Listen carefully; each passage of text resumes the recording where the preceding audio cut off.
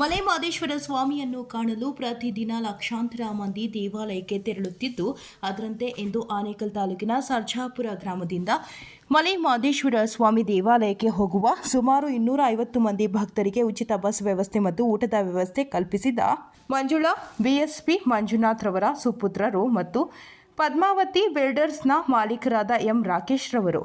ಇನ್ನು ಪದ್ಮಾವತಿ ಬಿಲ್ಡರ್ಸ್ನ ಮಾಲೀಕರು ಮತ್ತು ಯುವ ನಾಯಕರಾದ ಎಂ ರಾಕೇಶ್ ರವರು ಮಾತನಾಡಿ, ಇಂದು ಬಹಳ ಸಂತಸದ ದಿನವಾಗಿದ್ದು, ಹಲವಾರು ದಿನಗಳಿಂದ ನಮ್ಮ ಮಹಿಳಾ ಮಂಡಳಿಯ ಸದಸ್ಯರು ದೇವಸ್ಥಾನಗಳಿಗೆ ತೆರಳಬೇಕು ಎಂಬ ಸಂಕಲ್ಪವನ್ನು ಹೊಂದಿದ್ದು, ಅದರಂತೆ ಇಂದು ಪದ್ಮಾವತಿ ಬಿಲ್ಡರ್ಸ್ ಸಂಸ್ಥೆ ವತಿಯಿಂದ ಭಕ್ತಾದಿಗಳಿಗೆ 3 ದಿನಗಳ ಪ್ರವಾಸಕ್ಕೆ ಉಚಿತ ಬಸ್ ವ್ಯವಸ್ಥೆ ಮಾಡಿದ್ದು, ಮಲೆ ಮಹದೇಶ್ವರ ದೇವಾಲಯ, ಕಬ್ಬಾಳಮ್ಮ ದೇವಸ್ಥಾನ, ಭರಚುಕ್ಕಿ, ಗಗನಚುಕ್ಕಿ ಸೇರಿದಂತೆ ಇನ್ನೂ ಹಲವಾರು ದೇವಸ್ಥಾನಗಳಿಗೆ ಉಚಿತ ಪ್ರಯಾಣ ವ್ಯವಸ್ಥೆಯನ್ನು ಕಲ್ಪಿಸಲಾಗಿದೆ.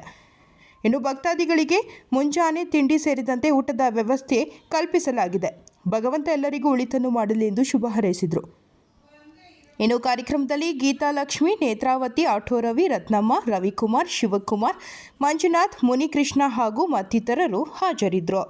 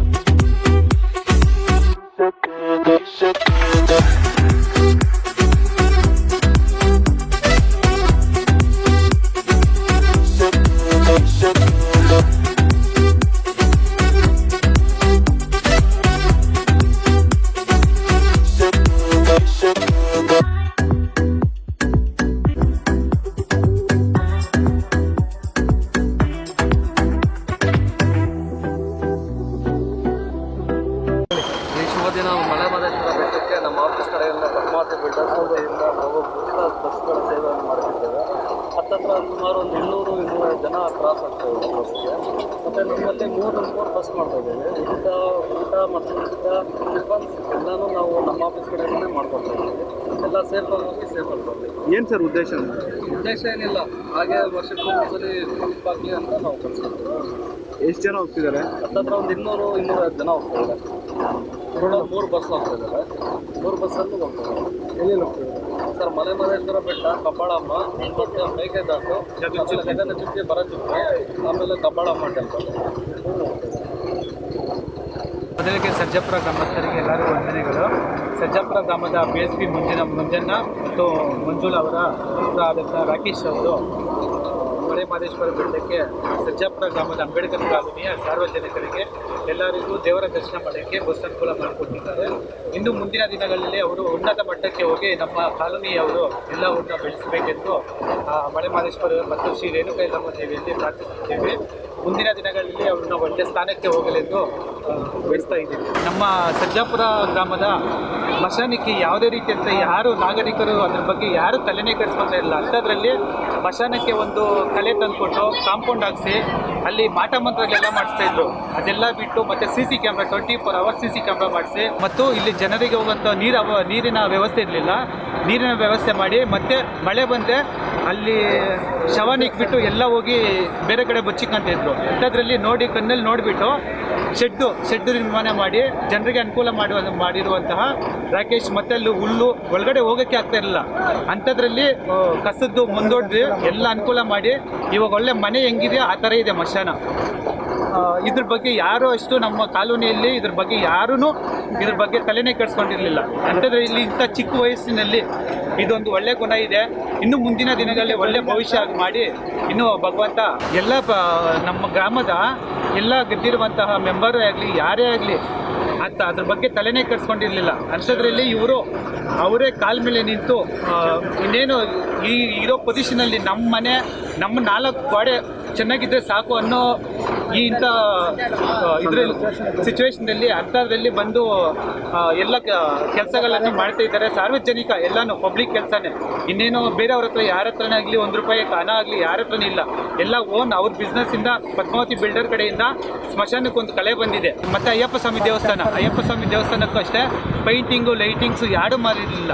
ಅಂಥದ್ರಲ್ಲಿ ಅವರು ಎಲ್ಲ ಮಾಡಿಕೊಟ್ಟಿದ್ದಾರೆ. ಮತ್ತು ನಮ್ಮ ಕಾಲೋನಿಯಲ್ಲಿರುವ ಶನಿ ಮಹಾತ್ಮ ಸ್ವಾಮಿ ಟೆಂಪಲ್ಲು ಅದನ್ನು ಒಂದು ಎಲ್ಲ ಡೊಮಿನೇಷನ್ ಮಾಡಿ ಅದನ್ನು ಒಂದು ಪುನರ್ಜೀವನ ಕೊಡಬೇಕಂತ ಮತ್ತು ನಮ್ಮ ಕಾಲೋನಿಯಲ್ಲಿರುವ ಎಲ್ಲ ದೇವಸ್ಥಾನಗಳಿಗೂ ಎಲ್ಲ ಅವರ ಪದ್ಮಾವತಿ ಬಿಲ್ಡರ್ ಕಡೆಯಿಂದ ದೇವಸ್ಥಾನ ಎಲ್ಲ ಹೊಸದಾಗಿ ನಿರ್ಮಾಣ ಆಗ್ತಾ ಇದೆ. ಮಂಜುನಾಥ್ ಅವರ ಪುತ್ರ ರಾಕೇಶ್ ಅವರು ನಾಯಕರಾದ ರಾಕೇಶ್ ಅವರು ಮಹದೇಶ್ವರ ಬೆಟ್ಟ ಹಾಗೂ ಕಬ್ಬಾಳಮ್ಮ ಮೇಕೆದಾಟು ಬಸ್ಸು ಪ್ರಯಾಣ ವ್ಯವಸ್ಥೆ ಮಾಡಿಕೊಟ್ಟಿದ್ದಾರೆ. ಗ್ರಾಮದ BSP ಮಂಜುಳಾ ಅವರು ನಮ್ಮ ಸುತ್ತಮುತ್ತಲಿಂದ ಸರ್ಜಾಪುರ ಹೋಬಳಿಯಿಂದ 4 ಬಸ್ಸುಗಳನ್ನು ಕಳಿಸ್ತಾ ಇದ್ದಾರೆ. ಮಹದೇಶ್ವರ ಬೆಟ್ಟದಿಂದ ಪ್ರವಾಸ ಮಾಡಿ ಕಳಿಸ್ತಾ ಇದ್ದಾರೆ. ಅವರು ಪೂರ್ವಕ ಧನ್ಯವಾದಗಳನ್ನು